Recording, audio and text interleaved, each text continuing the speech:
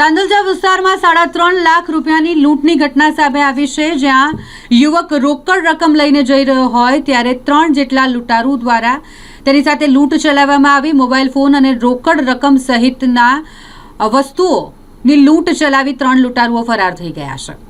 3.5 લાખની લૂંટની આ ઘટના જે મામલે જેપી રોડ પોલીસ મથકે ફરિયાદ પણ દાખલ કરવામાં આવી છે। હવે જેપી રોડ પોલીસની ટીમ દ્વારા આ મામલે કાર્યવાહી કરવામાં આવી રહી છે।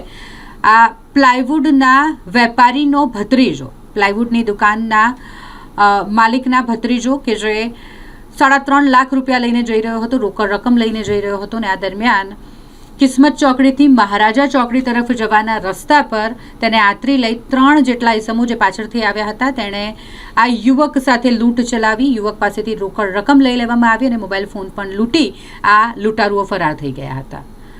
ચોંકાવનારી વાત એ છે કે જ્યાં લૂંટની ઘટના ઘટી છે ત્યાંથી પોલીસ ચોકી માત્ર 300 મીટર દૂર છે। 300 મીટરની દૂરી પર પોલીસ ચોકી છે, તેમ છતાં આ લૂંટારુઓ બેફામ રીતે લૂંટ કરી અને ફરાર થઈ ગયા, જેને લઈને પોલીસની કામગીરી સામે પણ સવાલો ઊભા થઈ રહ્યા છે। પરંતુ આ મામલે જેપી રોડ પોલીસ મથકે જ્યારે ફરિયાદ દાખલ થઈ છે તો પોલીસ દ્વારા આ લૂંટારુઓને શોધી કાઢવા માટે તપાસ શરૂ કરી દેવામાં આવી છે। કોઈ લૂંટ્યા? કેટલા લોકો હતા? 3 જણ। કયા રોડ પર?